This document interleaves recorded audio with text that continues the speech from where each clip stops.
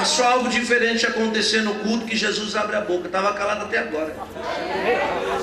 Ele abriu a boca e disse: Simão! Por que ele disse Simão? Porque Simão, olha para mim, pensou, está aí a resposta. Se esse homem fosse profeta, ele ia saber que essa mulher é uma pecadora. Ele julgou no pensamento, porque somos os únicos seres que temos um tribunal dentro de nós. Podemos julgar, condenar e absolver. Quando ele pensa, Jesus olha para ele e diz: Simão! Abriu a boca pela primeira vez. Nossa, os irmãos estão dormindo com força ali. Meu Deus, nunca vi isso na minha vida. Arruma um travesseirinho lá, colchonete, alguma coisa, um cobertor. Tem meu terno. Cadê meu terno aqui? Bota lá. Quer meu terno aí, mano? Tá frio, vai pegar uma gripe. Sangue de Jesus. Abençoa, Jesus! Ei, Jesus!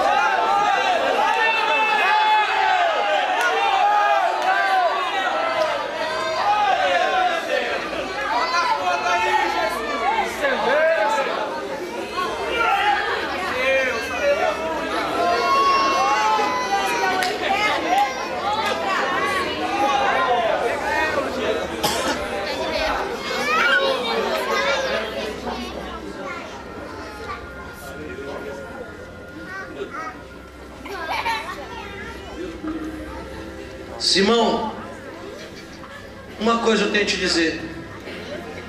Olha para mim. Simão, uma coisa eu tenho para te dizer. Simão diz: sim, mestre, diz. Segura que a batata é quente. Olha o que Jesus conta. Eu vou lhe contar uma história, uma parábola. Ai, irmão. A batata é quente. Como que do nada ele diz assim: certo credor tinha 2 devedores. Um devia 500 dinheiro, denário e dinheiro é a mesma coisa, e o outro devia 50. Nenhum dos dois tinha como pagar, e o credor perdoou os 2. Deixa eu lhe fazer uma perguntinha. Qual desses 2 perdoados vai amar mais? O fariseu encheu o peito e disse: essa é mole. Isso aí qualquer um responde. Eu vou responder de lambuja. É lógico que quem devia mais vai amar mais. Aí Jesus olhou para ele e disse: julgaste bem. Olha para mim. Toda vez que o Espírito Santo contar para você uma história, pode colocar as barbas de molho. Se não tem barba, coloca o cabelo. Toda vez que Deus enviar um mensageiro e lhe contar uma história, pode ficar atento, porque no final de cada história Deus vai nos fazer uma pergunta. E a resposta que vai sair da nossa boca vai ser uma sentença para a nossa vida. Ele conta uma história e pergunta: quem vai amar mais? Ah, eu estou todo arrepiado. Todo arrepiado porque eu me lembrei que um dia Deus chamou o profeta Natan e disse: vai na casa de Davi e conta uma história para ele. No final faz uma pergunta. Aí Natan chegou e disse: Davi, um homem tinha 100 ovelhas, outro tinha uma, e esse que tinha 100 roubou a única daquele. Então, Davi, o que a gente faz com esse homem?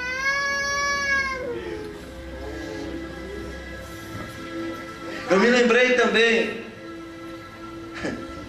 de quando o rei Assuero chamou Amã e disse: Amã, eu quero lhe contar uma história. O que o rei tem que fazer com um homem que ele quer honrar?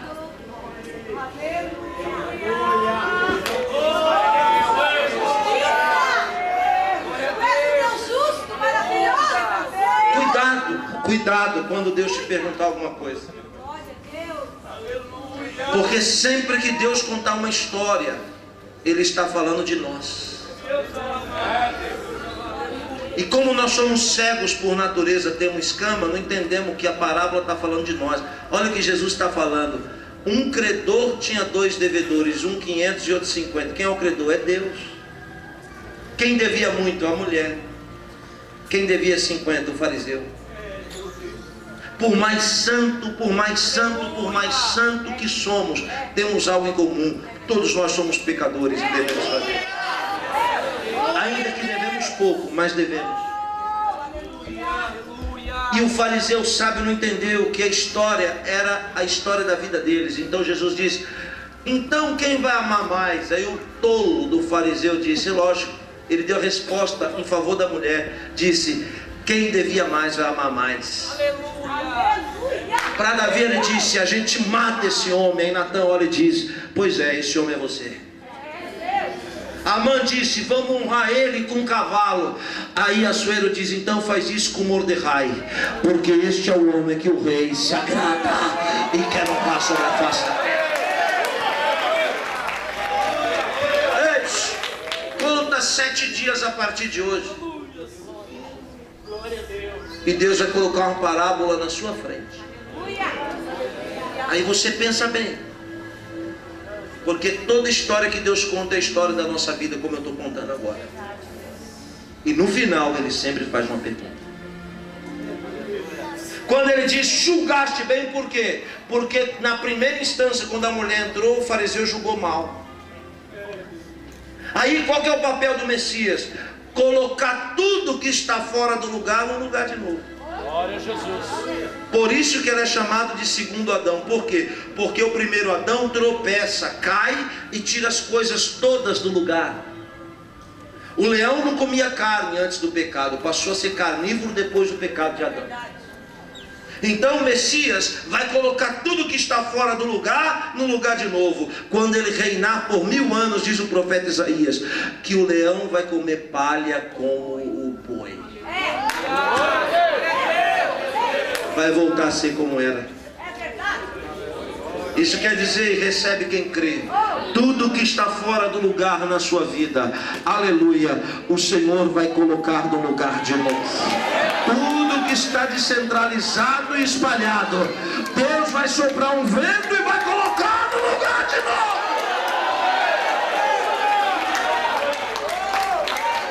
Adão era um protótipo de ser diferente do que somos.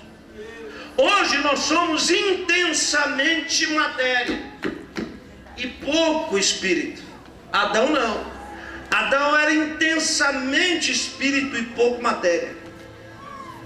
Ele passou a ser mais matéria quando peca. Mas antes de pecar, redobre sua atenção por favor. Antes de pecar, Adão nunca tinha dormido. Por quê? Porque seres eternos não dormem. Glória a Deus. Aleluia. É forte. Tremendo. Revelação é uma coisa tremenda. Quando ela bate, a gente fala: nossa, eu nunca vi isso. Oh, Deus de mistério, aleluia. Ciência é uma coisa tremenda, né, Fábio?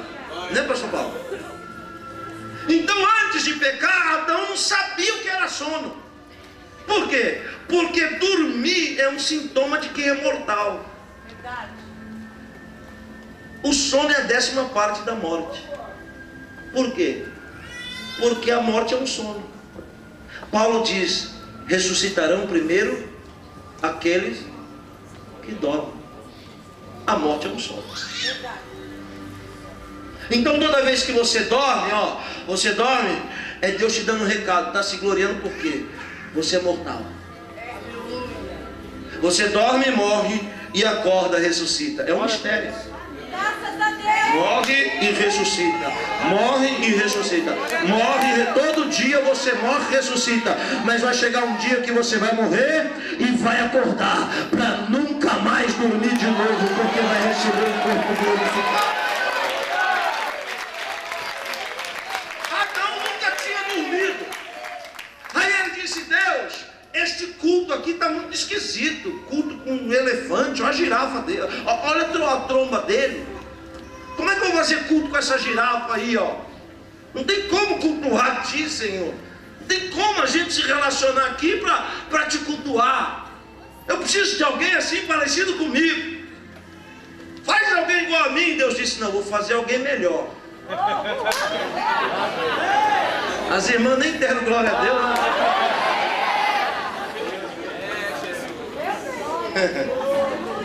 Vou dizer de novo, tá? Para sair ali na gravação bem alto. Adão disse, faz alguém igual a mim. Deus disse, não, vou fazer alguém melhor. E a mulher é infinitamente melhor do que o homem, né? Não, vamos falar a verdade. Homem em hebraico é só duas letras, Yud e Shin. Homem em hebraico é Ish. Verdade, Ish é homem. Quando você fala Ish, falou em hebraico. Ish é homem. Mulher é Ishá. Tem um ai no final. Tem uma letra a mais. Isso quer dizer que toda mulher tem um sentido a mais que o outro. Então, marido, quando a mulher disser, ó, tô achando que isso não vai dar certo, pode esperar, porque é certeza. Quem quer que eu pare, diga amém.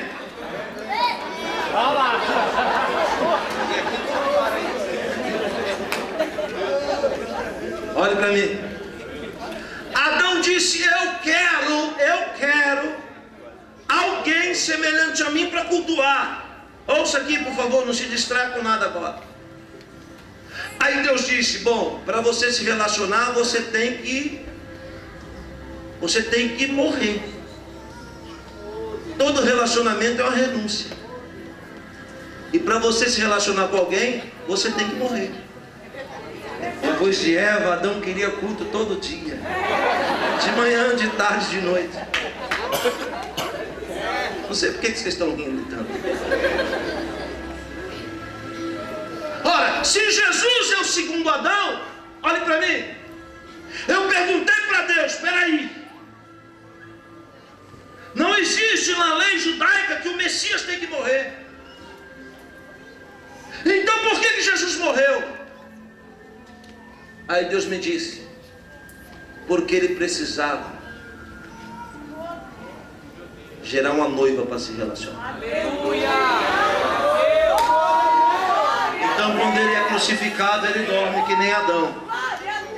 Aí vem um soldado e rasga o seu lado, e sai água e sai sangue. Ali estava nascendo na cruz do Calvário a noiva vitoriosa de Cristo. Aleluia, glorificada no sangue, lavada na palavra de Deus. Quando ele ressuscita, a noiva já está pronta. Ele se relaciona. Vou parar, irmão, por causa da hora. Não? Você não vai pôr isso no YouTube não, né, varão? Essa mensagem nem existe gravada. Eu estou melhorando ela para pregar nos Gideões. Até em 2011 eu vou chegar mais uns 60% do que está hoje. Amém. Então, Jesus diz, julgaste bem. Eu vou lhe mostrar, Simão, como é que se faz culto. Todo culto tem que ter 3 expressões. São as 3 cobranças que Jesus faz para ele. Ele diz, eu entrei na sua casa e você não me deu água para lavar as mãos e os pés. Por que Jesus pede água?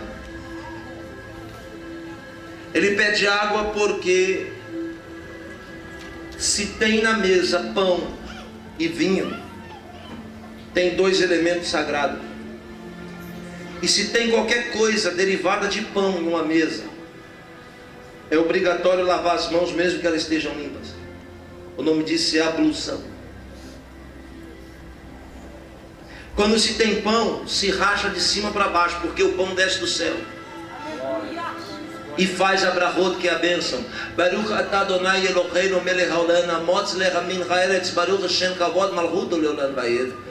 Bendito és tu, eterno nosso Deus, rei de todo o universo, que faz brotar na terra o pão. Bendito seja o seu nome e o seu reino jamais terá fim. Está gravando com a mão lavada, pura. Jesus diz assim, é o mínimo. Tem gente que faz o mínimo para Deus e acha que é super-homem. Mas a Bíblia diz: se nós fizermos só aquilo que nos é mandado, não passamos de servos inúteis. Por quê? Porque um culto, para ser ordinário, nós obedecemos e fazemos só o que o Senhor manda. Mas para ser extraordinário, nós fazemos além das suas expectativas. O que isso quer dizer? Que ele disse: você não me deu água para me purificar. Ela, desde que entrei, não cessa de lavar os meus pés. E não é com água morta, é com água viva. Aleluia! Ela está chorando aos meus pés. Isso quer dizer que existem dois tipos de água no mundo. Água morta, olha aqui para mim, irmã. Água morta é aquela que brota da cachoeira, do rio, da lagoa, da terra.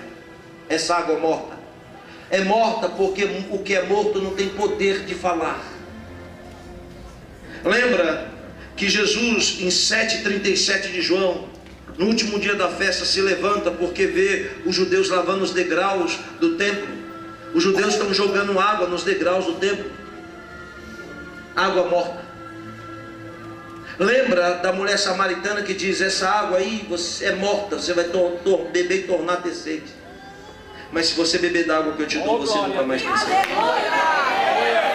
Em 7,37 de João, olhando os homens lavando a escadaria, ele diz assim: aquele que crê em mim, como diz as Escrituras, fluirão de dentro de si rios de água viva. Então, pastor Paulo, tem dois tipos de água: água morta, Água viva. água morta. Qual a diferença? É que o que é morto não fala, mas o que é vivo fala. Glória a Deus. Aleluia. É que água morta você pega lá fora e não te custa muito, mas água viva tem que estar dentro de você. Glória a Deus. Então, quando você chora, a água que sai pelos seus olhos, que é a janela da alma, quando ela escorre, aleluia, ela está falando algo para Deus, porque Deus é o único que sabe interpretar a linguagem das lágrimas. Lágrima para Deus fala muito mais do que palavras. Olha o que ele está dizendo: vocês não deram nenhum mínimo que água morta, ela está dando água viva. Aí tem mais: eu entrei aqui na sua casa e você não me ungiu com a gota de óleo na testa. Era costume, quando um sábio, um rabino, um mestre, alguém que tem unção, chegasse para visitar a casa de alguém, lá na porta tinha um potezinho assim, irmão, com um pouquinho de azeite de oliva cru, aquele que é amassado, cru, grosso. Então essa pessoa chegava, ou a pessoa que está recebendo ia lá, ungia a testa, a bola da orelha direita, o dedão polegar da mão direita e o dedão do pé direito. Ungia porque estava dizendo que uma pessoa ungida estava entrando na sua casa. Ele dizia: eu entrei aqui, vocês não me deram nenhuma gotinha de óleo. Ninguém aqui me viu como alguém ungido. Ela, entretanto, desde que entrei, não cessa de me ungir. E não é com azeite de oliva cru, não, é com bálsamo, 7 vezes mais caro do que o azeite de oliva. E não é uma gotinha, não, é um jarro inteiro. Aleluia. Jesus começa a comparar o culto do fariseu com a da mulher. Aí ele diz: outra coisa, eu entrei aqui e ninguém me deu um beijo, um ósculo. Por que Jesus está cobrando um beijo? Porque é costume no Oriente Médio? Muito mais do que isso. Paulo diz aos Efésios que existem 5 ministérios. Mas os 5 ministérios que Paulo diz são fundamentados em cima de 3 ministérios. Quais são os 3 ministérios primordiais? Sacerdote, profeta e rei. Quais são os 3 ministérios primordiais? Vai ser pregador quando crescer. Estou falando sério. Glória a Deus. Aleluia. Vou dizer de novo. Sacerdócio, profeta e rei. São os 3 ministérios do Messias. Olha só o que ele diz: eu entrei na sua casa e ninguém me deu um beijo, porque 3 tipos de beijo era dado. Primeiro, beijo que é dado no rosto. Paulo diz assim: saudai uns aos outros. Por quê? Porque quando você beija a face de alguém, você faz isso com o pescoço duro. Quando você beija a face de alguém, você está dizendo para essa pessoa: estamos debaixo do mesmo jugo, temos a mesma autoridade, temos a mesma estatura espiritual. Aleluia. Esse beijo se dá no sacerdote. Quando o sacerdote ia entrar dentro do templo, um beijava o rosto do outro, dizendo: somos iguais diante do Senhor que está lá dentro. Mas existia um segundo tipo de beijo. Esse não é dado no rosto, esse é dado no punho. E para beijar o punho, você já não beija mais de cabeça ereta, você abaixa um pouco. Punho só se beija quando é profeta. E quando você abaixa, você está dizendo: você é maior do que eu. Antigamente era assim: bênção, pai. Aí o pai profetizava: Deus te abençoe. Glória a Deus. É isso mesmo. Mas tem um terceiro tipo de beijo. Esse não dá no rosto e nem no punho. Esse se dá nos pés. E esse tipo de beijo só se dá para quem é rei. Glória a Deus. Aleluia. Quando o rei dava um decreto, a pessoa que recebia o decreto saía correndo, abraçava suas pernas e beijava os pés. Só que para beijar os pés, não tem como você beijar os pés assim, e nem assim. Só se beija os pés prostrados. Jesus disse: eu entrei aqui, ninguém me viu como mestre. Eu entrei aqui, ninguém me viu como profeta. Ela, entretanto, desde que entrei, não me vê como mestre nem como profeta, mas ela beija os meus pés, porque ela sabe que eu sou rei, rei dos reis e senhor dos senhores. Quantos podem fazer um barulho que exalta o nome do Senhor?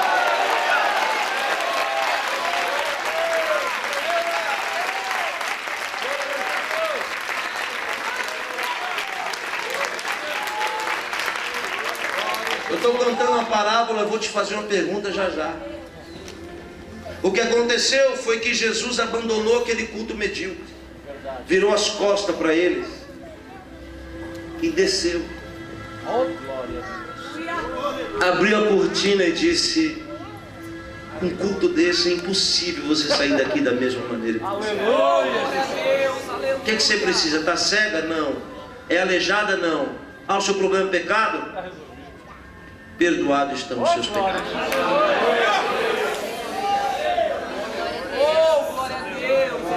Eu acho que você não me entendeu. Eu estou dizendo que Jesus desceu.